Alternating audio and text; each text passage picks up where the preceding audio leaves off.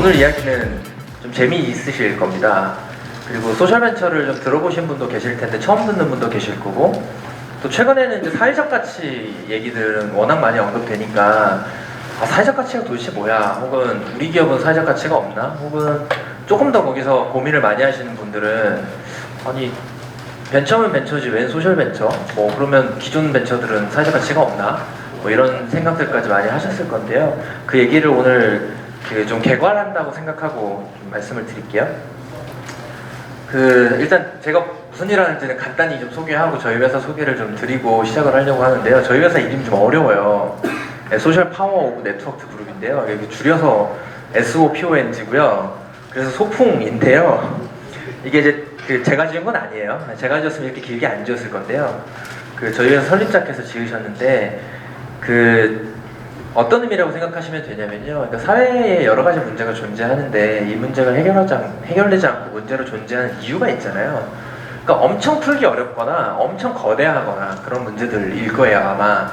그런데 그런 문제들이 과거와는 달리 이제는 어느 한 조직, 어느 한 개인, 어느 한 기관이 해결할 수 있는 것이 아니라 좀 여러 개인들 혹은 여러 집단들, 여러 단체들, 여러 기업들이 힘을 모아야만 해결될 수 있다. 그래서 이제는 좀 연결된 여러 그룹들이 힘을 합쳐야 사회 문제가 해결될 수 있다는 철학으로 만들어졌고요. 그리고 이름이 소풍이잖아요. 이게 여러 의미를 갖고 있어요, 저희가. 그래서 보통 이제 저희 투자 받으시는 대표님들이 공통적으로 하시는 얘기가 소풍이랑 미팅 잡히면 그 전날 잠을 못 자고 온다 라는 얘기를 하시는데, 이제 모두 보통 뭐 소풍 전날 잠 못 자잖아요, 원래.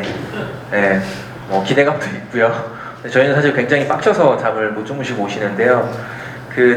소셜 브릿지라는 의미가 있어요. 그래서 이제 소셜한 바람이 온다라는 의미가 있고요. 두 번째는 작을 소자를 써서요, 작은 바람. 그래서 이제는 큰 바람들이 아니라 작은 바람들이 모여서 새롭게 문제를 해결하자, 이런 의미들이 있다, 이렇게 이해해 주시면 좋을 것 같고요. 설립된 지 되게 오래됐어요. 그래서 저희는 사회 문제를 어떻게 하면 더 빠르고 지속 가능하고 근본적으로 해결할 수 있을까, 그 수단으로 저희는 기업이라는 걸 택하고 있고요. 그 기업들을 더 촉진하기 위해서 투자라는 방법을 가지고 있다라고 이해해 주시면 될 것 같고요. 지금까지 총 36개 회사를 투자를 했고요. 그 기업 가치가 되게 커요. 지금 또 최근에 투자받는 회사들이 몇 개 있어서 더 변동이 됐는데, 가장 큰 회사는 잘 아시는 것처럼 소카고요. 저희가 소카 첫 투자자이자 브릿지까지 저희가 했거든요. 그래서 지금은 소카가 제일 크고요. 그리고 보통 제가 이 장표를 보여드리는 이유가 소셜벤처 하거나 사회적 기업 하면 돈 벌기가 어렵다 이런 얘기들 하시는데요. 실제 그런 기업들도 있고요. 벤처 한다고 다 돈 버나요? 실패가 더 일상화되어 있잖아요. 소셜벤처들도 규모 있게 크는 곳들은요, 굉장히 규모 있게 큽니다. 그리고 소셜벤처에 투자하는 저희들도요, 저희가 가지고 있는 실현 저희가 일부 한 것도 있는데 실현되지 않은 이제 저희 지분 가치를 포함하면 수백억 가치를 저희가 이미 가지고 있어요. 그러니까 소셜벤처에 투자해도요, 투자 수익률 내는 건 문제가 없습니다. 왜냐면 어떤 소셜벤처들은 굉장히 규모 있게 크고요, 어떤 소셜벤처는 규모 있게 크진 못하지만 규모 있게 문제를 해결할 수는 있어요. 그래서 그건 이제 해결하고자 하는 문제나 인더스트리에 따라 다를 뿐이지 소셜벤처들에 대한 그런 편견을 굳이 가질 필요가 없다라고 말씀드리고 싶고요. 투자하고 엑셀러레이팅 하고요. 그리고 제가 특별히 이제 젠더 관점의 투자라는 걸 하고 있어요. 그래서 이건 오늘 주제는 아니지만 투자 환경이 여기도 보면 거의 여성분들이 안 계시고 그런데요, 여성들에게 굉장히 불리한 환경입니다. 잘 아시다시피. 그래서 저희가 우연히 좀 그런 문제의식들을 좀 갖게 돼서 투자 앞에서 성별이 전혀 중요하지 않다라고 주장을 하면서 투자를 열심히 하고 있고요. 그리고 여태까지 저희가 투자하면서 이제 원래 포트폴리오 사이드만 공개하던 자료들, 템플릿들을 무료로 공개하고 있어요. 그러니까 저희가 이런 접근을 하는 이유는 저희가 하는 투자 자체도 어떤 의미에서는 공공재로 인식을 하고 있거든요. 그래서 단순하게 저희 회사가 지분 가치가 높아지고 이익을 실현해서 저희 회사의 주주들이 그 이익을 가져가는 것이 아니라 저희가 기업 활동을 하면서 얻게 되는 노하우들, 정보들, 자료들, 이런 것들이 좀 더 투자 생태계 내지는 사회 문제를 해결하려고 하는 분들에게 도움이 되어야 된다, 이런 생각으로 투자를 하고 있고요. 여태까지 총 36개 투자를 했고요. 2개 회사는 미국에 있는 회사예요. 저희가 원래 미국에도 투자를 하다가 최근에는 이제 미국 투자는 하지 않고 요새는 동남아 쪽에 조금 관심을 갖고 있고요. 그래서 동남아 쪽 시장을 계속 스터디는 하고 있고요. 그래서 이제 오늘 본격적으로 이제 강의를 시작해 볼 건데요. 오늘의 이야기는요, 사회적 기업가라고 하는 존재에서 시작해서 소셜벤처와 임팩트 투자 두 가지로 말씀을 드릴 겁니다. 그래서 중간에 혹시 뭐 궁금하신 부분들이나 이견이 있으시면 손 들고 얘기하셔도 되니까요. 자유롭게 얘기해 주시면 좋을 것 같고요. 제가 들을 이야기가 많아서 말이 좀 빨라질 거예요. 그래서 너무 빠르다 싶으시면 좀 천천히 해주세요 라고 얘기해 주시면 됩니다. 욕심이 많아가지고요. 그 오늘 이야기를 하려면요, 되게 멀리까지 가야 돼요. 그 역사상 가장 강력한 도구의 발견이 뭘까요? 한번 생각을 해보시면 좋을 것 같은데요. 네, 역시. 나왔죠. 역시 똑똑하시네요. 네. 앞에 있는데 얘기를 못 하시는 분들이 많더라고요. 이건 뭐 저뿐만 아니라 많은 학자들이 이야기를 하죠. 인간이 불을 갖게 되면서 생긴 변화들.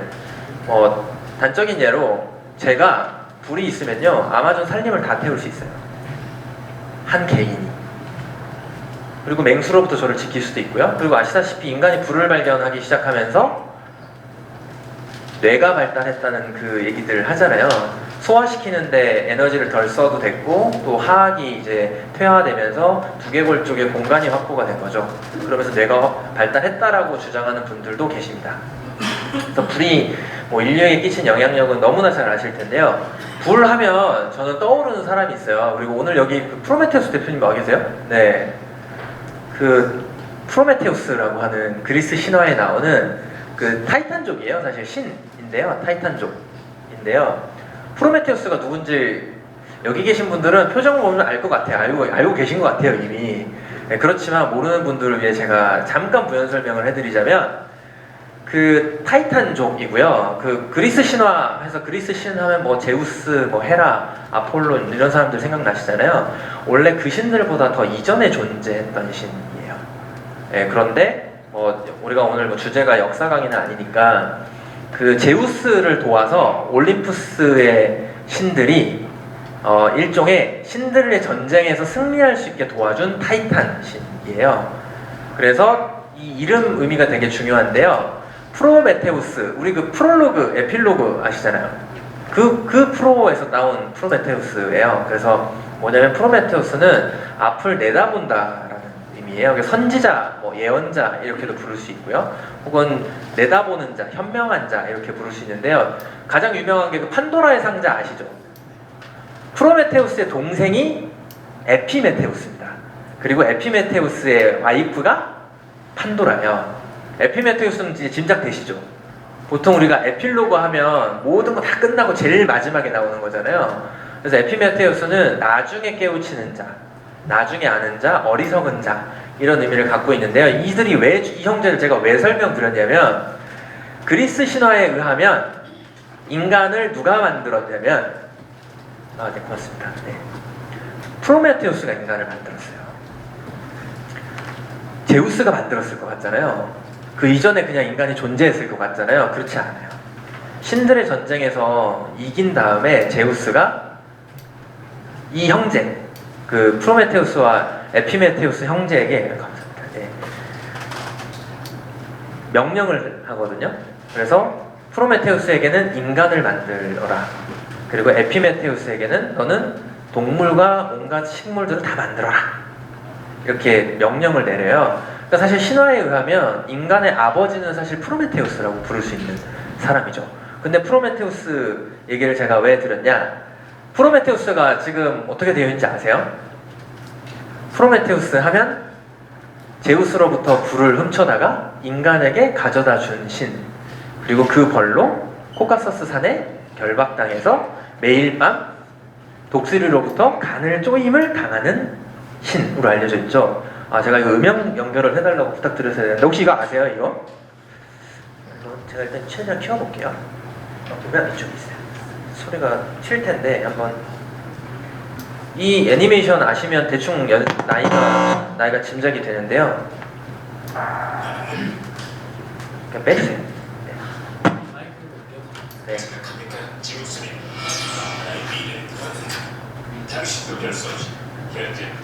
왜냐면 미래를 보는 사람이기 때문에 제우스가 알아요. 프로메테우스가 자신의 미래를 안다는 걸.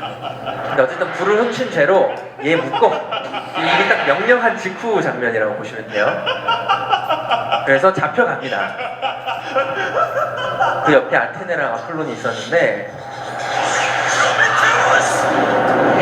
그래서 그 벌로 코카소스 산에 이렇게 이제 결박당해서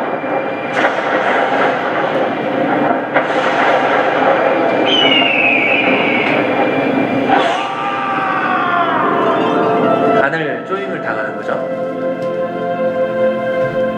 신화적으로 워낙 유명한 얘기라 많은 작가들이 구상을 했는데요.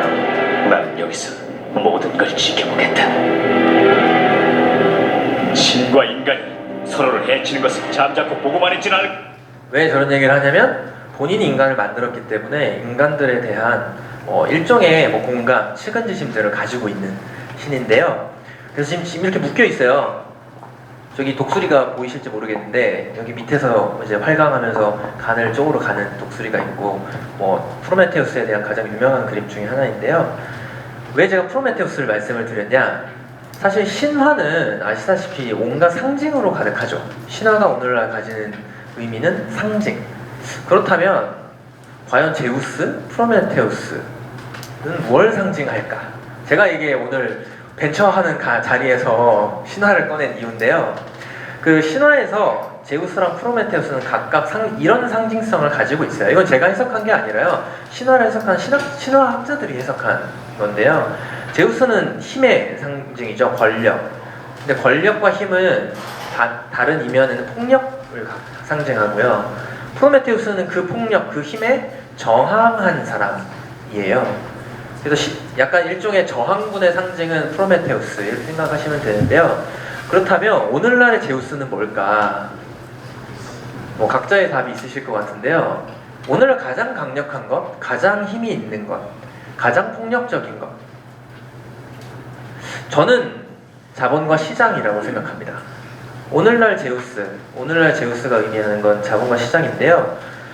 저만 얘기한 건 아니죠. 우리가 이렇게 된 건 인간성이 아니라 자기의 혹은 어쩔 때는 이기심으로 번역이 되기도 하는데요.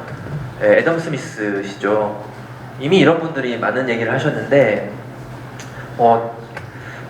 저는 이제 이런 성장 내지는 자기애 내지는 자본 시장과 관련해서 한국의 가장 의미 있는 지표는 이런 지표라고 생각해요. 사실 인류 역사상 어찌 보면 국가들이 존재한 이후부터 거의 전무후무한 기적을 만들어냈으니까요. 이거 너무나 잘 아시니까. 그런데 그 성장을 이렇게 해석을 하는 분들이 계세요. 성장을 하긴 했는데 이게 자살친화적 성장이다라고 자조적으로 표현을 하시는 분들이 계시는데요. 여기서 프로메테우스가 나오는 거죠.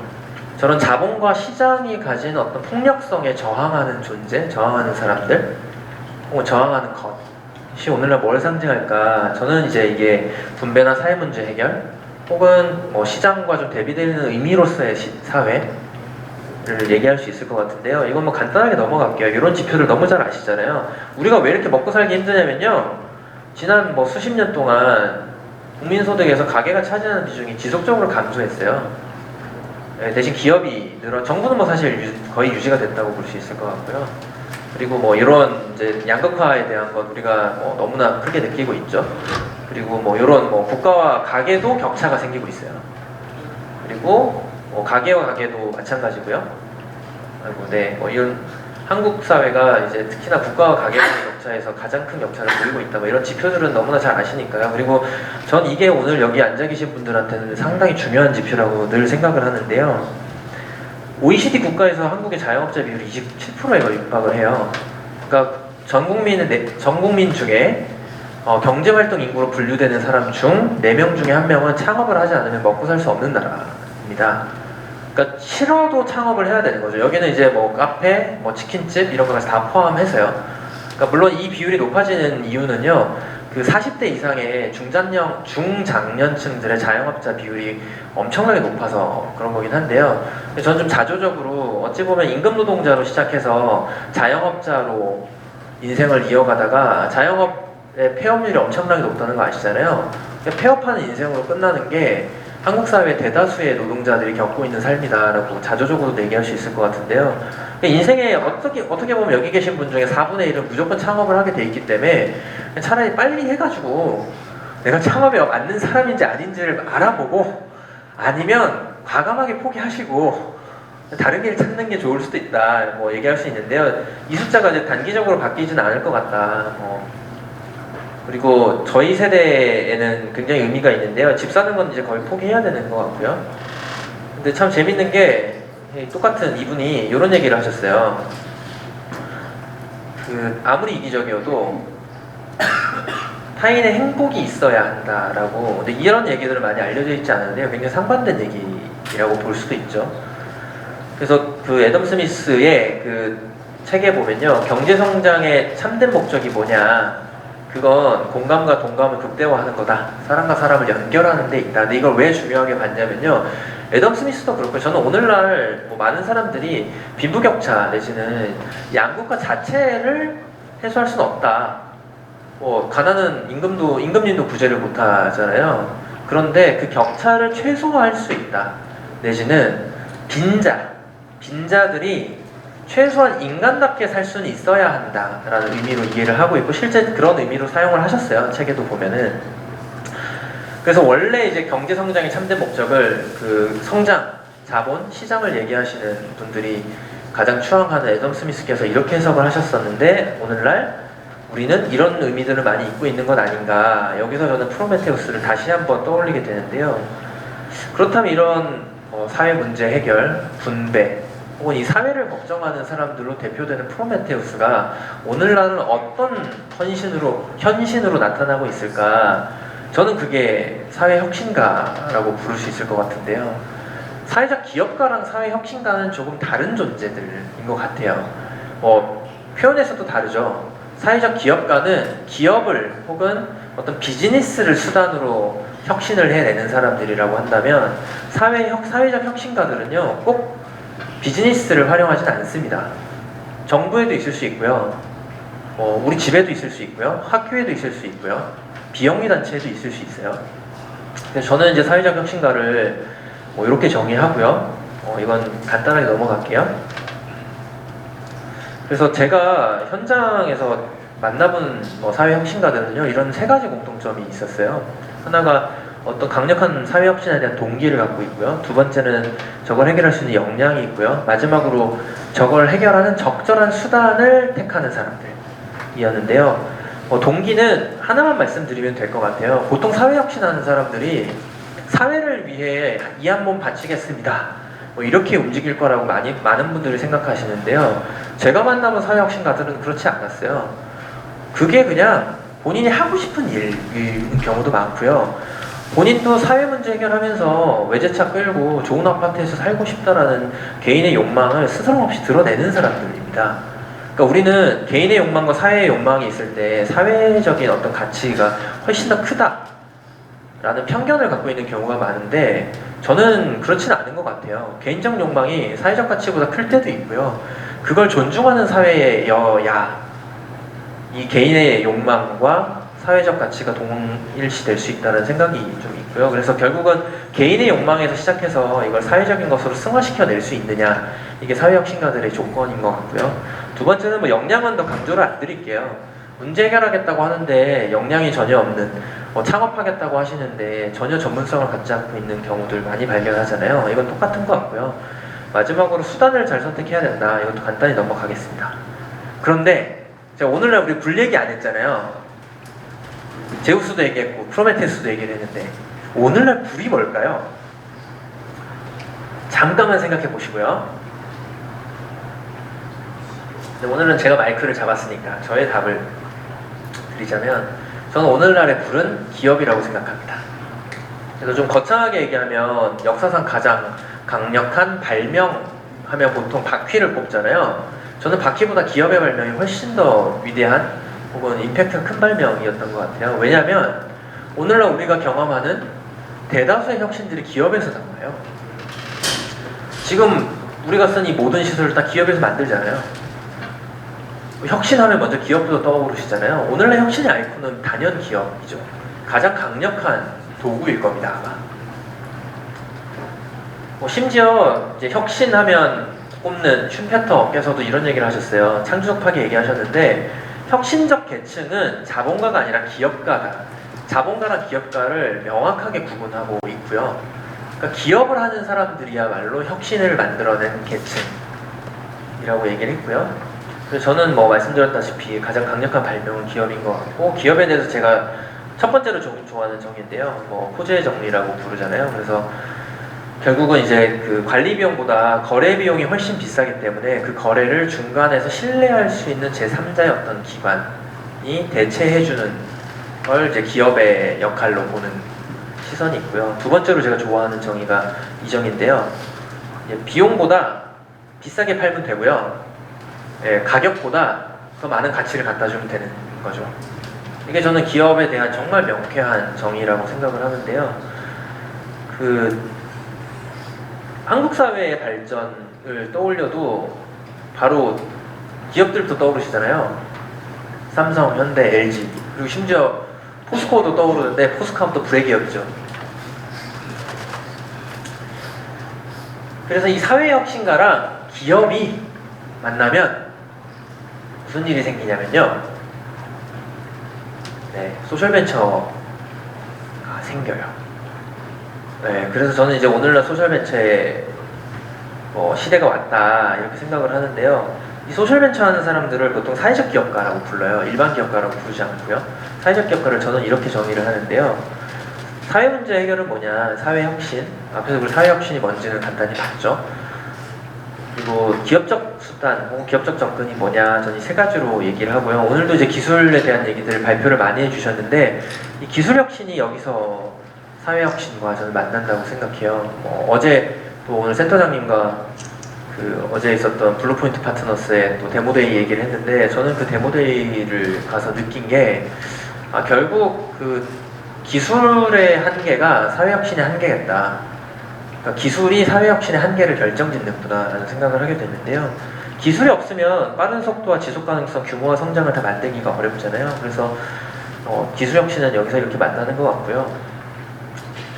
그리고 사회적 기업가에 대해서 가장 유명한 정의인데요. 빌 드레이튼이라거나 아쇼카 재단을 설립한 분이 물고기를 갖다 주는 것도 아니고 물고기 잡는 법을 알려주는 것도 아니고 업계 전체를 혁신하는 게 사회적 기업가들이 해야 될 일이다.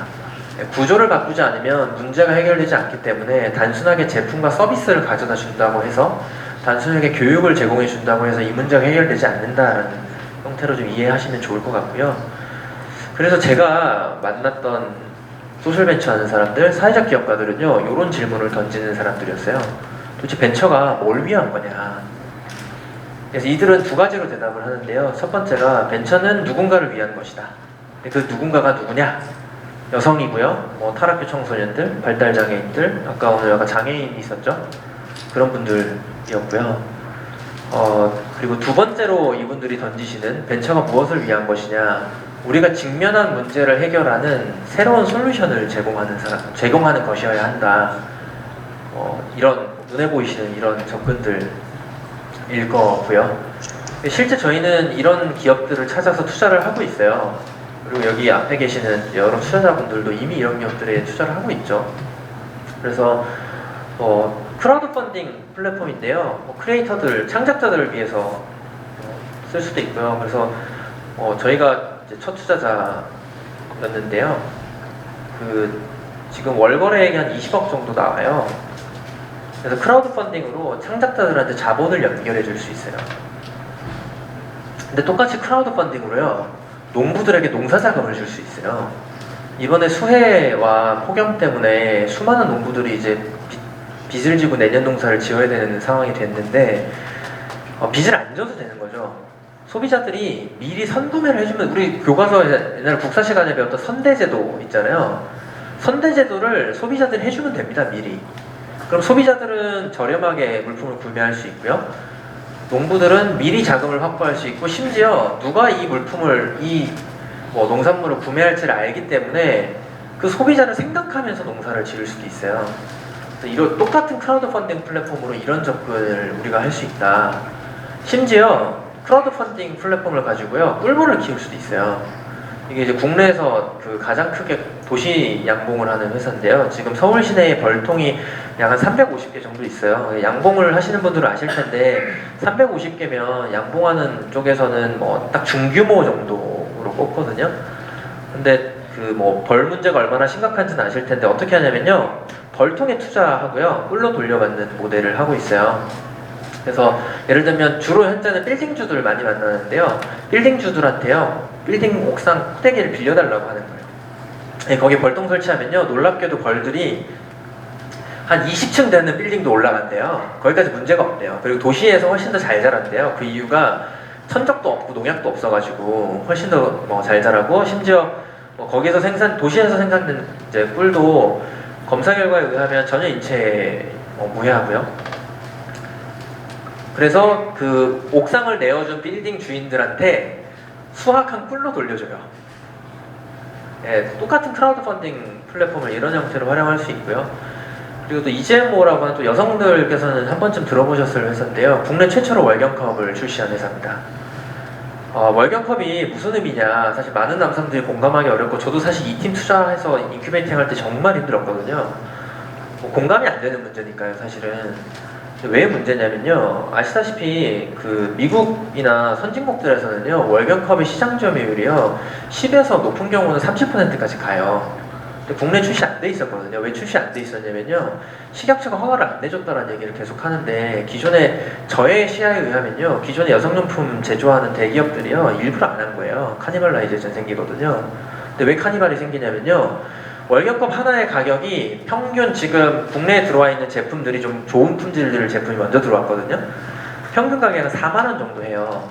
4만원인데 이게 반영구 실리콘을 쓰기 때문에 이론적으로는 반영구적으로 쓸 수 있어요. 그런데 권장하는 사용기간은 2년이거든요. 4만원 투자를 하면 2년 동안 여성용품을 안 사도 돼요. 이건 시장이 엄청나게 축소되겠죠. 근데 여성들한테는 엄청난 선택지고요. 그리고 뭐 깔창생리대 이런 문제들 많이 나왔잖아요. 그게 왜 나오냐면요, 여성용품이 비싸요. 그리고 그 연구 결과에 의하면 여성으로 태어났다는 이유만으로 평생 1,000만원의 여성용품 구입 비용을 추가로 지출을 해야 돼요. 이게 저소득층한테 1,000만원이 어디 있습니까? 그게 물론 뭐 20년, 30년에 걸쳐서 나오는 비용이라고 하지만 엄청난 비용인 거죠. 그래서 사실은 그래서 미국의 뉴욕주나 몇몇 주들에서는요 미성년자들한테는 여성용품 다 무료로 줘요. 근데 한국이 아직 그런 정도까지 못 만들어낸 거죠, 우리가. 그런데 이런 대안들을 어떻게 했냐면요, 직원 2명이서 했어요. 대표님하고 직원 1명이 식약처를 찾아간 거예요. 월경컵 가져오고 싶다고. 그랬더니 이게 여성 몸에 들어가는 거라서 위험하니까 임상실험 데이터를 가져와라 이런 거예요. 근데 허가를 안 내주는데 국내에서 임상실험을 못 하잖아요. 그래서 어떻게 했냐면요, 전 세계에 있는 월경컵 회사를 모두 컨택해가지고 임상실험 데이터가 있는 곳을 수소문을 했더니 전 세계 딱 한 군데 있는 거예요, 미국에. 페미사이클이라는 회사인데요. 왜 거기는 데이터가 있냐면 산부인과 의사가 만들었어요. 그래서 본인이 다 해본 거예요. 그래서 그 회사를 계속 컨택해서 설득을 한 거예요. 한국의 상황이 이렇고 여성들이 이런 문제를 겪고 있는데 괜찮으면 임상실험 데이터를 줄 수 없겠냐. 근데 임상실험 데이터만 필요한 게 아니라 제품의 원재료와 조성, 제조 공정 모두가 공개되어야 되는 거거든요. 식약청이 그 정도를 원하니까요. 그걸 다 줬어요, 페미사이클이. 2명밖에 없는 직원 그 회사에. 그게 이 회사가 해낸 일이고요. 그래서 지금은 시중에서 여성들이 월경컵을 구매할 수 있고, 이 회사가 만드는 메이드 인 코리아 제품이 내년 초에 드디어 다 나와요. 좀 저가 라인으로. 이런 걸 소셜벤처들이 하고 있고요. 그리고 기술도 많이 써요. 저희가 단순하게 기술보다는 적정 기술 내지는 아이디어 창업형으로 소셜벤처들을 생각하시는 경우들이 많은데요. 모션인식 그 센서를 활용해가지고 재활운동 솔루션을 집에서 할 수 있게 플랫폼 서비스를 만드는 것도 있고요. 그리고 역시나 머신러닝, 그리고 그 옵티컬 기술을 사용해서 안전카메라 만드는 회사예요. 지금 이 회사도 정말 최근에 좋은 소식이 드디어 10대를 팔았어요. 처음으로. 그래서 지금 베트남에서 지금 사업을 준비를 하고 있는데요. 다행히 또 대기업에서 도와줘가지고 더 잘 될 것 같고요. 그리고 또 여기 대전 센터에서 굉장히 또 지원을 잘 해주고 계시는 H2K라는 또 한글 교육하는 회사가 있어요. 웬 생뚱맞게 한글 교육이야. 무슨 세종대왕이 한글을 이렇게 잘 만들었는데 한글도 문제인가 생각을 하실 텐데요. 여기 나오잖아요. 전체 초등학생의 20%가 일기부진 학생인데요. 이 사람들이 누구냐면요, 다문화 가정, 저소득층 자녀, 본인이 장애가 있거나 부모님이 장애가 있거나 근데 아시다시피 한글 교육이 안 되면요, 학교에 들어가는 순간 연쇄적인 학습 부진이 생기고요. 학습 부진이 생기면 상급 학교에 진학이 굉장히 문제가 생기기 때문에 결국은 무슨 일이 생기냐, 평생 기대소득이 현격하게 감소해요. 미래에 대한 기대소득이. 그러니까 이게 양극화가 계속 반복되는 거죠. 그럼 대안이 없냐? 대안이 있었어요. 언어치료사 가시면 돼요. 근데 비싸요. 1시간에 뭐 저렴해도 뭐 한 2, 3만 원, 보통은 한 4, 5만 원 정도를 지출을 해야 되는데 그 돈 있으면 부모님이 가르쳤겠죠. 요새는 한글 다 떼고 초등학교 입학하는 건 아시죠? 그래서 이 팀이 뭘 했냐면요, 여기 나오고 있는 것처럼 자체적인 음성 인식 알고리즘을 설계를 했고요. 그래서 파닉스라고 하는 언어 교육에서 최신 이론을 한글 교육에 접목시킨, 제가 아는 선에서는 이런 소프트웨어로 출시한 국내의 두 번째, 거의 최초의 회사 중에 하나예요. 그래서 지금 클로즈 베타를 잘 테스트했고, 여기 앉아 계시고 사무실 여기 같은 층에 있습니다. 이런 회사들이 있고요. 그리고 그 ST 기술 너무 잘 아실 텐데요. 그리고 뭐 구글의 듀플렉스 잘 아시잖아요. 엄청난 충격을 줬는데요. 여전히 청각장애인들은 이거 못 써요. 집에 인공지능 스피커 하나씩 다 있으시잖아요. 청각장애인들 그 사용 여전히 못하고 있습니다. 수업도 못 들어요, 사실은. 그래서 여전히 행사 같은 거 가면 수화통역사 불러가지고 하고 있고요. 학교에서 그 비장애인 학생이 대필해줘요. 교수님이 하는 거. 그럼 그거 화면으로 보고 있거든요, 여전히. 근데 그것도 한 학기에 지원되는 시간 차수에 한계가 있어서 다 쓰지도 못해요. 기술이 나와 있는데. 그래서 이런 회사들이 그걸 하는 거고요. 가장 충격적인 게요, 청각장애인들 전화기를 어떻게 쓸까요? 소리가 안 들리는데. 전화기 못 씁니다. 예를 들면 은행에서 은행 이체하면 보안번호 누르라고 전화 받아서 인증해야 되는 경우 있잖아요. 그거 어떻게 하는 줄 아세요? 가족들 없으면 못해요. 믿을 만한 친구가 있을 때만 하거든요. 근데요, 이거 기술적으로 난이도가 엄청 낮은 일이에요. 그거 음성 화면에 띄워주면 되잖아요. 아무도 안 한 거예요, 여태까지. 그거 개발하고 있어요, 이런 회사들이. 그러니까 사실 여기 정말 기술 전문가들 많이 계실 텐데, 기술이 실제 현장에서 사회 문제를 해결할 수 있는데도 활용 안 되는 것들이 너무나 많다. 이런 일을 실제 하고 있고요. 그리고 뭐 수질 개선하는 팀들도 있어요. 역시나 기존에 있었던 오존인데요. 이 오존을 굉장히 소형화했고요. 용해율을 99%까지 극대화해서, 역시나 이 회사도 드디어 올해 첫 매출이 나기 시작해서 굉장히 저희도 재밌게 생각하고 있고요. 그리고 마지막으로 크라우드 펀딩을요, 저희 같은 사회적 기업, 소셜벤처, 협동조합에 접목을 하면요, 이들 기업에 돈 빌려주실 수 있어요. P2P 투자 많이 하시잖아요.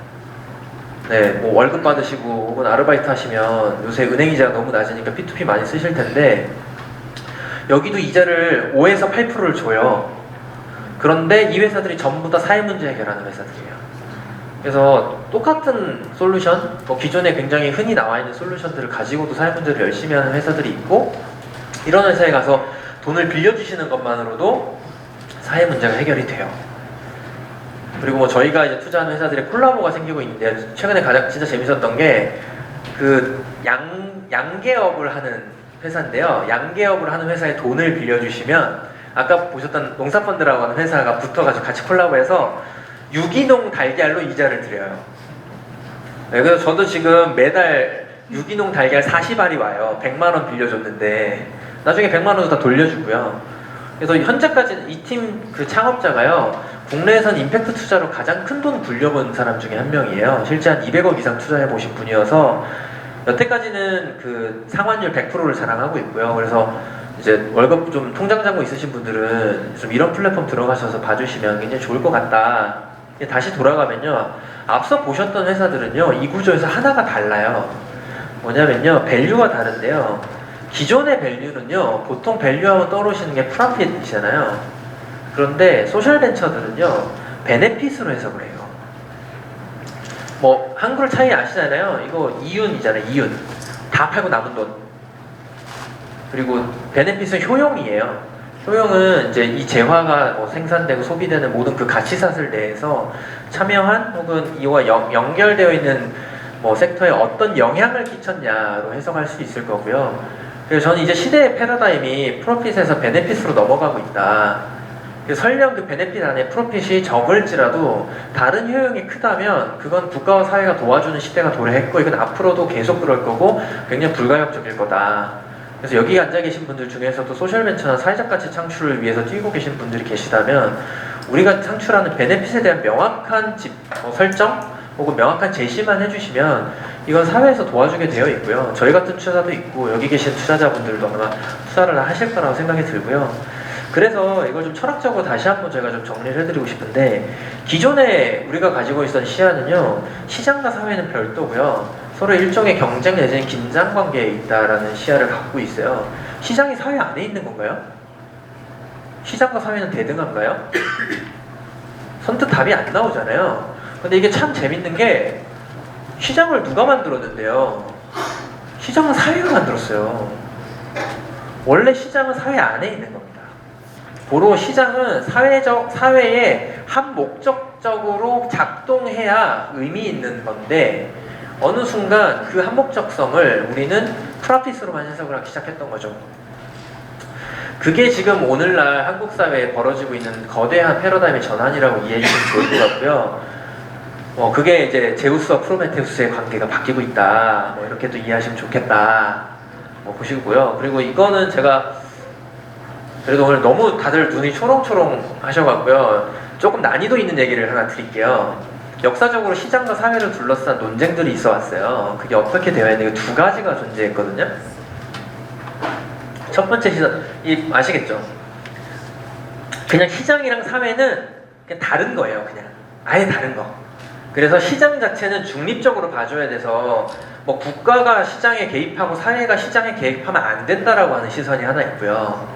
두 번째는 시장과 사회는 서로 충돌, 가치가 전혀 다르기 때문에 서로 투쟁하는 관계다. 고로 국가가 적절하게 시장을 통제해야 된다는 시선, 두 가지가 전통적으로 존재하는 시선이에요. 근데 이게 이제 대표하는 게 미국 모델과 유럽 모델로 구분이 되는데요. 이 모델 뭔지 어딘지 아시겠죠? 어느 나라인지. 이거 미국 모델이에요. 그래서 이건 좀 읽어보시면 될 것 같아요. 시장은 그 자체로 중립적이고 그 자체로 독립적인 존재여야 되므로 이 시장의 논리는 효율성과 사적 이익의 극대화이기 때문에 이걸 가지고 가타부타 할 게 없다 라고 하는 게 미국이 기본적으로 가지고 있는 기조라고 보시면 될 것 같고요. 근데 이런 문제가 생기죠. 말씀드렸다시피 시장은 원래 사회에서 만들어냈고 사회의 목적에 의해서 생겨난 거잖아요. 공동체가 먼저 생기고 시장이 생겼잖아요. 그래서 이렇게 쭉 읽어보시면 되고요. 여기서 나오는 게 가끔 비영리 조직, NGO냐 NPO냐 헷갈리시죠? 뭐가 맞는지.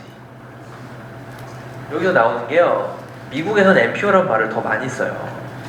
왜냐면 사회 문제 해결은, 그러니까 원래 시장이 최대한의 부를 생산하고 그 부를 갖고 나눠주는 거다, 분배를 하면서 문제가 해결되는 거다 라는 거예요. 그런데 문제가 생기는 거죠. 그래도 시장 실패들이.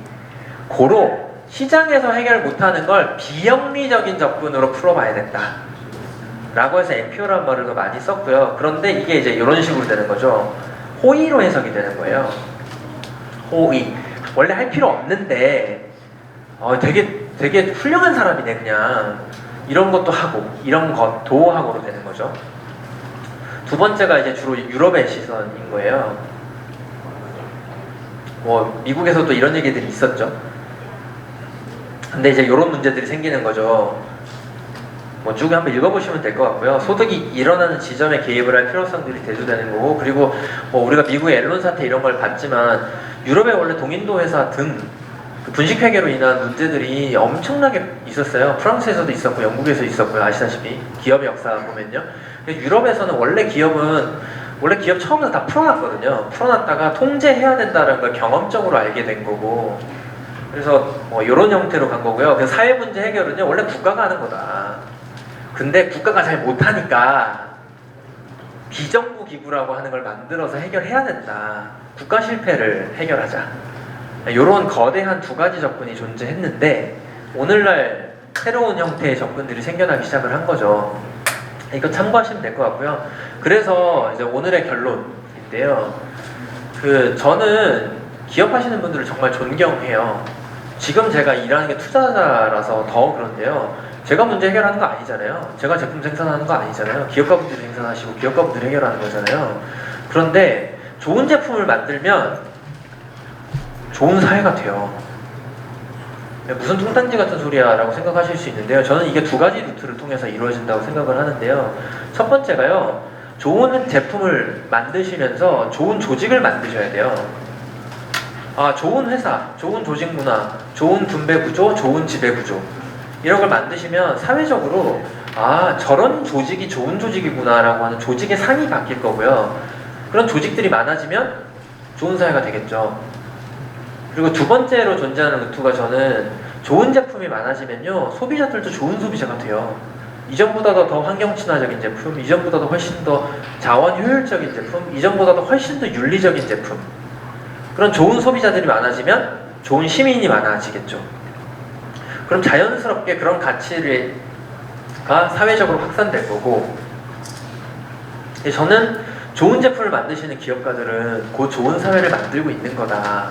자부심을 가지셔도 좋고, 이런 걸 촉진하는 투자자들 역시나 저는 자부심을 갖고 일할 필요도 있다. 특히나 좋은 사회를 직접적으로 만들겠다고 뛰어드시는 사회적 기업가들, 소셜벤처를 하시는 분들이라면 더 그렇다고 보고요. 그래서 오늘날 소셜벤처가 처한 상황이나 위치는요, 사회적 경제가 있고요. 사회적 경제 안에 사회적 기업과 소셜벤처가 있어요. 다른 조직들도 있는데요. 한국에서는 구분을 해서 명확하게 지금 사용을 하고 있고요.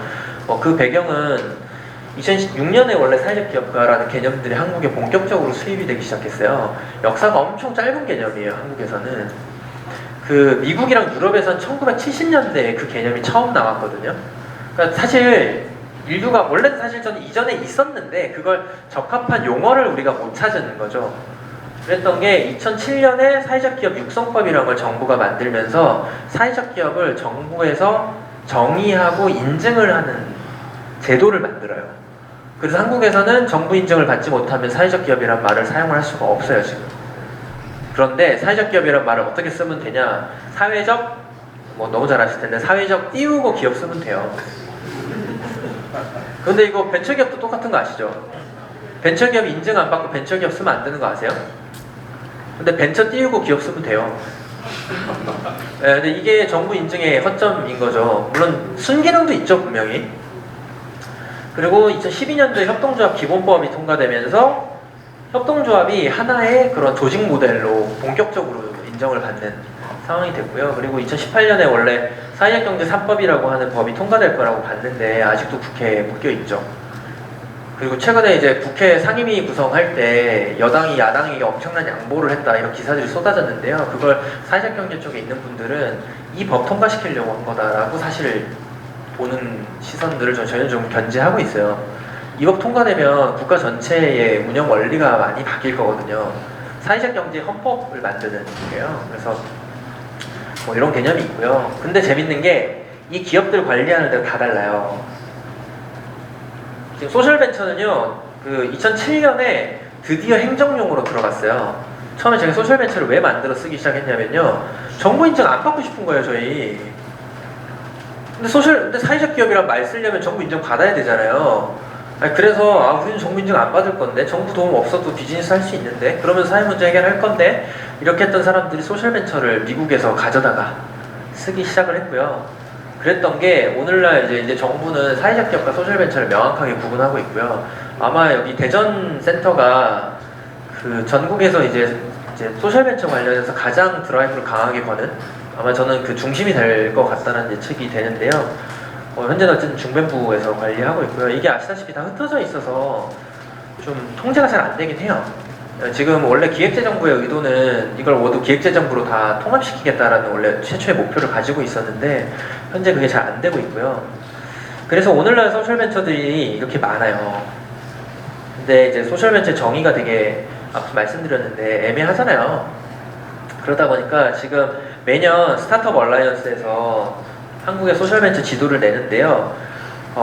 이건 이제 임팩트 투자자라고 하는 정체성을 가진 투자사로부터 지분 투자를 받은 곳들이 있대요. 그래서 좀 궁금하신 분들은 구글에서 찾아보시면 이 지도 뜨거든요. 그리고 이 회사들 다 공개가 되어 있으니까 한번 들어가서 보시면 아 이렇게 다양하구나 이렇게 좀 판단하실 수 있을 것 같고요. 이제 정말 강의가 막바지로 가는데요. 이건 이제 넘어갈게요. 아 이거 진짜 간단한데 제가 하나의 포인트를 말씀드리려고 이걸 장표를 드리는 건데요.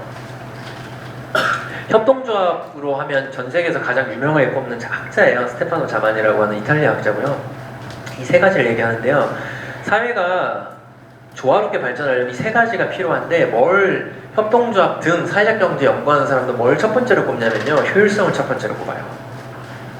자원이 유한하기 때문에 이 자원이 어떻게 분배되는가가 가장 중요하다고 보는 거예요. 저희도. 그러니까 이런 사회적 경제 얘기하는 사람들이요. 효율성을 얘기하지 않는 게 아니라 그걸 효율성을 분배라고 하는 용어를 쓰기 때문에 다르게 해석이 된다라는 건데요. 이 세 가지가 있어야 된다. 뭐 이건 뭐 너무 한번 보시면 되니까요. 효율성이 필요하고요. 공정성도 필요하고요. 사회가 공정해야 우리도 기업할 맛이 나잖아요. 마지막으로 호혜성도 있죠. 우리가 가진 기술 다 애트리에서 뭐 기술 이전도 받으시고 선행 연구들이 있었기 때문에 지금 우리가 이런 기술들을 갖게 되잖아요. 그런 것들이 사실은 호혜와 증여로 계속 이루어지는 게 사회의 기본 작동 원리인 거라서 이런 작동 원리들이 잘 유지가 되어야 된다 이렇게 이해하시면 될 것 같고요. 그래서 오늘날 왜 갑자기 이런 소셜벤처, 사회적 기업, 사회적 가치가 이렇게 강조되는 거냐? 뭐 옛날에 다 필요 없었어요. 왜냐하면 시장이 없었기 때문에 그리고 공동체가 워낙 작았기 때문에요. 서로 호혜적으로 안 하면요 공동체에서 생존을 못 하잖아요. 이거는 그냥 그거 자체로 사회적인 존재들인 거예요. 모두가 그냥. 근데 시장이 생기고 분업화가 확산되기 시작하면서 인간이나 재화들이 그냥 도구적으로 사용이 되기 시작한 거죠. 도구적 가치가 더 중요해진 거죠. 공동체 생활 안 해도 되잖아요. 요즘은. 그랬던 게 분업은 여전히 유지되지만 시장이 실패했기 때문에 새로운 형태의 움직임이 나타나고 있다 이렇게 이해를 하시면 좋을 것 같고요. 이걸 고치지 않으면 앞으로의 사회가 어떻게 될 거냐를 보여주는 단적인 영상이에요. 되게 유명한 실험인데요. 진짜 재밌어요. 원래 같은 그룹에 있던 카푸친 그러니까 원숭이들을요 데려와서 실험을 한 거예요.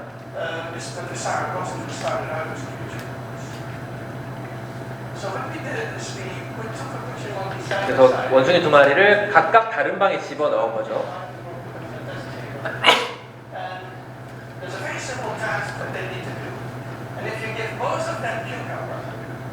그래서 과제를 수행하는 건데요.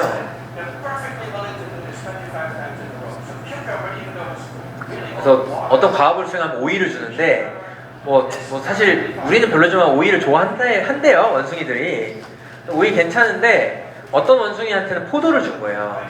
근데 우리도 오이보다 포도가 좋잖아요. 원숭이들도 똑같다는 거죠. 훨씬 더 당도가 높고 하니까. 그래서 불평등을 인위적으로 만들어서 실험을 했더니 무슨 일이 생겼냐 그걸 보여준 거고요. 그 실험을 여러 번 반복했는데 거의 같은 결과가 계속 나오더라. 이제 이쪽이 오이를 받는 원숭이고요. 저쪽이 포도를 받는 원숭이에요.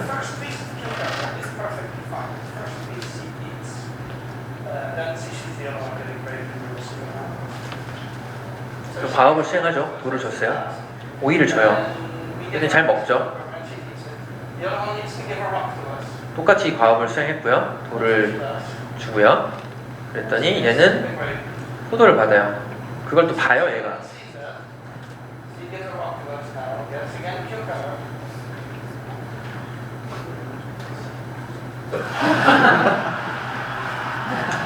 참 이게 지금 이 불평등을 그대로 두면 이런 일이 생길 거예요 이제.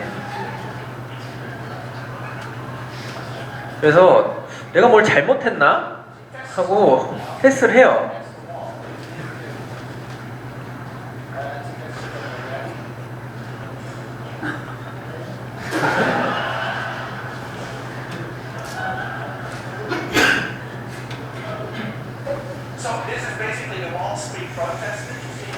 저는 이제 기업이 이렇게 단순하게 프로핏을 만들어내는 존재로서가 아니라 이제 베네핏을 만들어내는 존재로 진화할 때가 됐다.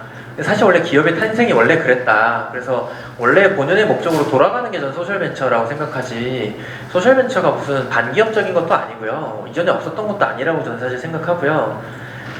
그런데 여기서 하나 꼭 말씀드려야 될 게 있어요. 여기 프로메테우스 계시는데요. 아직도 결박당이 있을까요? 아세요? 프로메테우스 대표님? 여기 회사 이름이 프로메테우스인 회사가 있어요. 아직 결박당이 있을까요? 모르겠죠. 근데요, 사실 지금은 결박 안 당해 계세요. 왜냐면요, 누가 와서 풀어줬거든요. 그걸 누가 풀어줬을까요? 써있죠. 네, 헤라클레스가 와서 풀어줬어요. 근데 헤라클레스 누구의 아들인 줄 아세요? 오, 예. 헤라클레스 제우스의 아들이에요. 제우스가 결박을 했는데 제우스의 아들이 와서 다시 풀어줍니다. 전 이게 신화가 가진 놀라운 상징성인데요. 힘과 폭력의 상징이었던 제우스의 아들이 저항과 공감의 상징이었던 프로메테우스를 풀어줘요.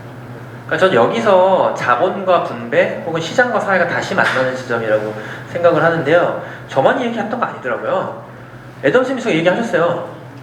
그 애덤 스미스가 생전에 책 딱 2권 쓴 거 아세요? 이분 책 딱 2권 쓰셨어요. 2권으로 지금까지 이렇게 유명하신 거예요. 네, 베스트셀러 2권 쓰면 사실 인생이 이렇게 역사적으로 길이 남더라고요. 근데 이분이 이 얘기를 하세요. 그 인간의 본성은요, 연약함과 현명함을 동시에 갖고 있는데 경제가 발전하고 사회가 문명화되는 건 우리가 약하기 때문이고 우리가 현명하기 때문에 정의와 사회가 구성된다라고 얘기하셨어요. 그래서 연약함은 현명함에 제어해야 되는데 이 양극단에 도달하면요, 연약함의 극단은 재산에 이르는 그 길이고요, 현명함의 극단은 덕에 이르는 길인데 이 양극단이 똑같다는 거예요. 어느 것이든 극단에 이르면 존경과 감탄을 갖게 되는데 고로 제우스의 극단과 프로메테우스의 극단은 사실 연결되어 있다라는 얘기를 똑같이 했고요. 애덤 스미스가 그래서 자본이 다시 프로메테우스와 만났잖아요. 이런 얘기를 하는 사람들이 임팩트 투자자들이에요. 저희는 사실 헤라클레스인 거죠. 임팩트 캐피탈, 페이션트 캐피탈인데요. 이렇게 회사들이 요새 많이 생겼어요. 네, 저희 회사도 있고요. 참고로 이 회사들 중에서 저희 회사가 제일 오래됐습니다. 네. 그리고 아마 투자 수익률도 지금까지는 제일 좋을 거예요, 아마. 이렇게 있고요. 그래서 이제는 사회 혁신가들, 소셜벤처 하시는 분들도 자본을 찾기가 점점 쉬워질 겁니다. 그래서 자본 필요하시면 저 찾아오시고요. 사실 지금까지 들으신 얘기가 저희 회사 영업이었어요. 그래서 저희 회사 좀 찾아오셔가지고 사회 문제 해결을 같이 좀 하시고요. 제가 열심히 자본도 좀 연결해드리고 하도록 하겠습니다. 네, 이걸로 오늘 강의는 마치도록 하겠습니다. 감사합니다.